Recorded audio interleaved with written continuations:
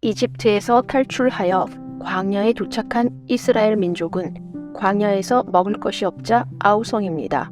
우리가 이집트 땅에서 고기 가마 곁에 앉아있던 때와 빵을 배불리 먹던 때 여호와의 손에 죽었더라면 좋았을 것인데 당신들이 우리를 광야로 데리고 나와 이 온 회중을 굶어 죽게 합니다. 이스라엘인들은 이집트 고센에서 지낼 때가 노동자 신분으로 힘들었지만 먹고 살만했다고 타령입니다.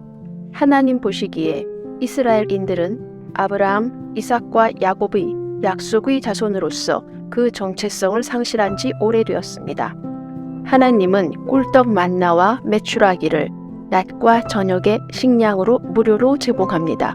단 조건은 하루 먹을 만큼만 거두는 조건으로 왜 일도 안 시키고 거저 매일 그것도 광야 40년 동안 주었을까요? 단 다음 날까지 욕심을 내어 더 거두면 음식에서 악취가 나게 합니다. 매일 하나님이 주시는 하루치의 식량은 절제하기와 마음의 여유를 갖기 위한 치료 과정입니다. 광야에서 물이 없자 이스라엘 백성은 다시 조바심이 납니다. 왜 저희를 이집트에서 데리고 나와 우리와 우리 자녀와 우리 가축이 목말라 죽게 합니까? 여호와께서 모세에게 말씀하십니다. 내가 거기 호렙산 반석 위에서 네 앞에 서리니 그 반석을 쳐라. 그러면 반석에서 물이 나와 백성들이 마실 수 있을 것이다. 모세가 이 장소를 마사 또는 무리가라 불렀으니 여호와께서 우리 가운데 계시느냐 안 계시느냐 하고 이스라엘 백성이 여호와를 시험했기 때문입니다. 아말렉 사람들이 쳐들어오자 여호수아가 나아갑니다. 모세는 지팡이를 들고 산 꼭대기에 서 있습니다. 모세가 손을 들면 이스라엘이 이기고 그가 손을 내리면 아말렉이 이깁니다. 모세는 손이 무거워지자 아론과 홀이 모세의 손을 붙들고 올렸더니 이스라엘이 이깁니다. 모세의 지팡이는 전쟁터에서 깃발과 같은 역할을 합니다. 깃발이 중심에서 처음으로 대동단결하여 승리의 성취감을 얻습니다. 이스라엘 자손이 이집트 땅에서 나온 지 석 달째 되는 바로 그날에 시내 광야에 이르렀습니다. 모세는 시내산에서 40일을 머물면서 하나님으로부터 이스라엘 사람들을 가르치기 위한 율법과 계명을 듣습니다. 모세에게 하나님이 손수 만들어 주신 증거판을 챙겨 주십니다. 모세가 안 나타나자 광야에 있는 사람들이 우왕좌왕합니다. 그때마다 불안한 백성들의 마음을 흔드는 선동꾼들이 있지요. 아론은 협박에 못 이겨 귀금속을 백성들에게 모아 송아지 형상을 만듭니다. 이스라엘아, 이것이 너를 이집트 땅에서 인도하여 낸 너희 신이다 라고 선동자들이 떠듭니다. 하나님 덕분에 이집트인들로부터 빼앗은 귀금속은 아이러니컬하게도 하나님을 이집트 신들 중에 하나로 전락시키는 데 사용됩니다. 호루스의 아내이자 다산 풍요의 고대신인 하토르에 하나님을 합체합니다. 이스라엘 백성들에게도 신들을 합체하여 더 강한 신을 만드는 이집트 관습이 여전히 있습니다. 하나님이 주신 재물이 일부 사람들의 헛된 선동에 속아 얼마나 끔찍하게 사용되는지, 얼마나 큰 죄악으로 떨어지게 하는지를 보는 대목입니다. 그동안 하나님이 주신 재물을 멋대로 헛된 곳에 낭비하고 어려워지면 하나님을 탓하고 복을 달라고 기도하는 자신을 반성하게 하는 부분입니다.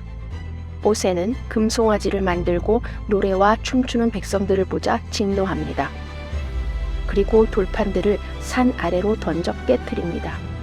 하나님이 만든 돌판을 던진 것입니다. 모세는 경거망동했나요? 모세는 죽나요? 아닙니다. 모세는 40일 동안 하나님과 기거하며 그 어느 때보다도 믿음이 충만한 상태입니다. 하나님은 자애롭기도 하지만 분노의 하나님입니다. 이번에 저지른 일은 보통 일이 아닙니다. 하나님에 대한 배신과 모독입니다. 단번에 이스라엘 민족이 광야에서 몰살당할 일입니다.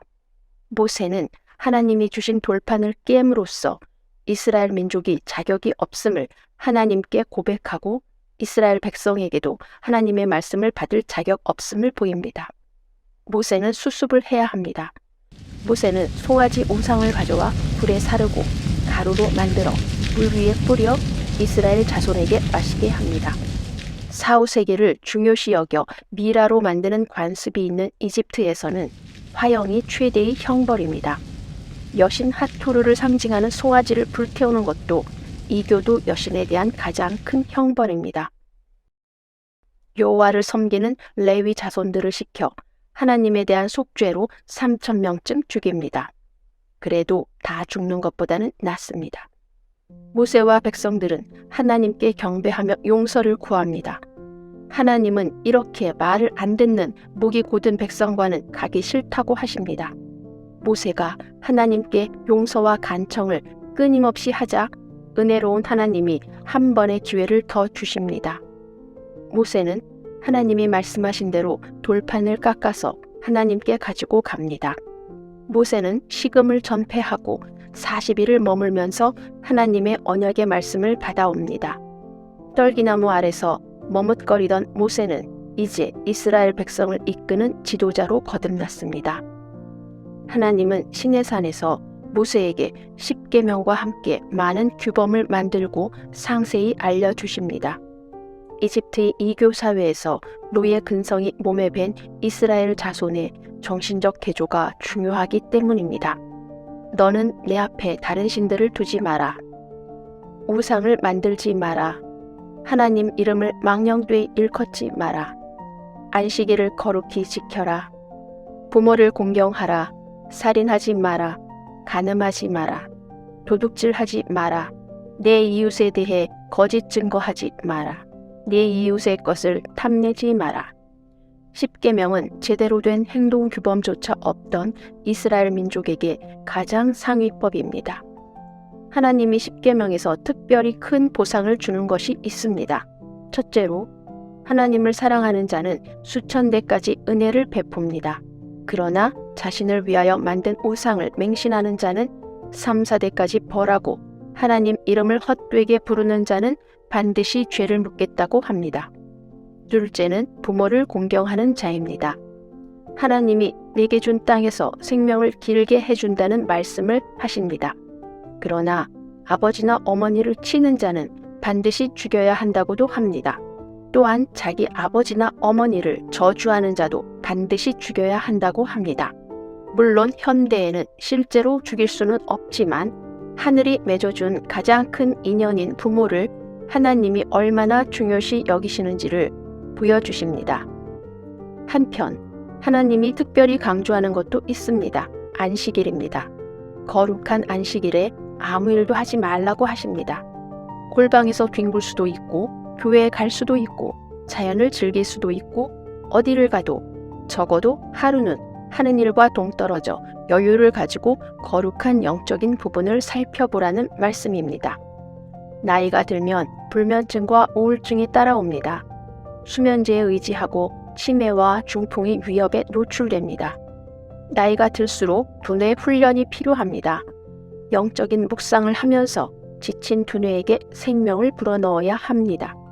자연 속을 거닐며 성경의 말씀을 묵상하는 것도 좋은 방법입니다. 하나님은 특별히 이웃에 관해서도 두 가지를 언급하십니다.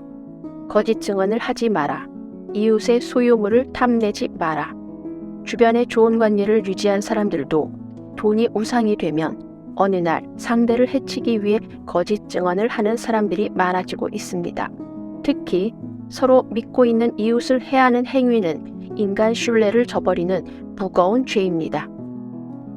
화려한 신전들, 이집트 신들의 조각상, 그리고 우리가 관광지에서 보는 수많은 종교적 건물과 유적들을 본다면, 절에 가서 부처를 본다면, 이슬람 회당에 들어간다면 우상 숭배일까요? 하나님이 말씀하시는 우상은 하나님 앞에 자신을 위하여 만든 우상입니다. 재물과 탐욕을 위해 만든 우상입니다. 당신이 생각하는 부귀와 행복을 위하여 인간이 만든 물질에 굴복하고 복종되지 마시기 바랍니다. 하나님 보시기에 좋았더라. 이 말씀 하나면 하나님이 당신의 부족한 부분을 채워주십니다. 오늘은 유대 기독교 전통에서 중요한 부분을 차지하고 서양의 도덕 및 법률 체계에 영향을 미친 십계명에 대해 살펴보았습니다.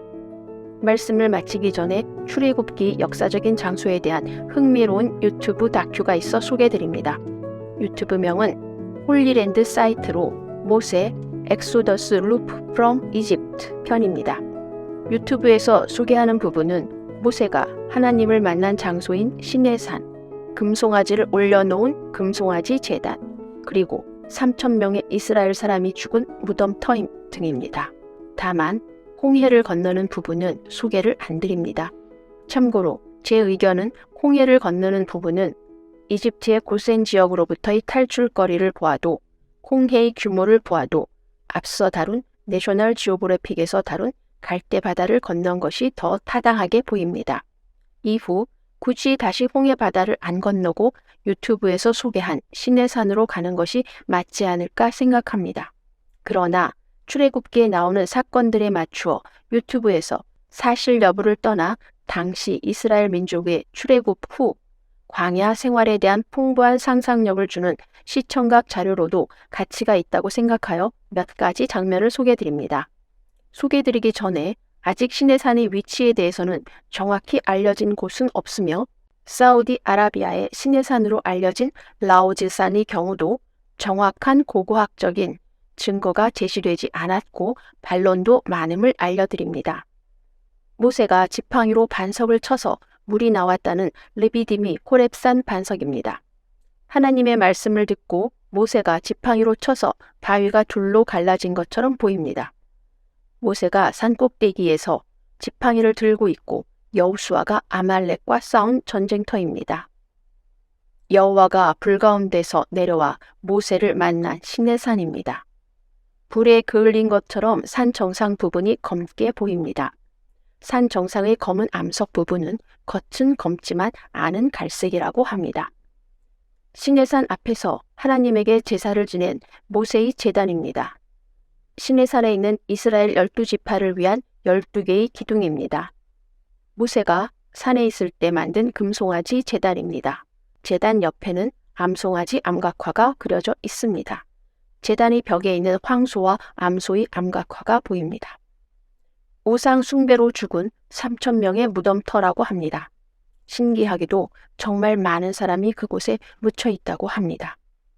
유튜브에서 보여주는 산, 제단, 암석과 암석화들이 정말 사실인 듯 하면서도 성경에 몰입하다 보니 그렇게 보이는가 하는 의구심도 드는 흥미로운 장소입니다. 지금은 다수의 시내산 후보와 진위 논쟁이 있으나 앞으로 발전적인 탐구를 통해 좋은 결과가 나오기를 바랍니다. 감사합니다.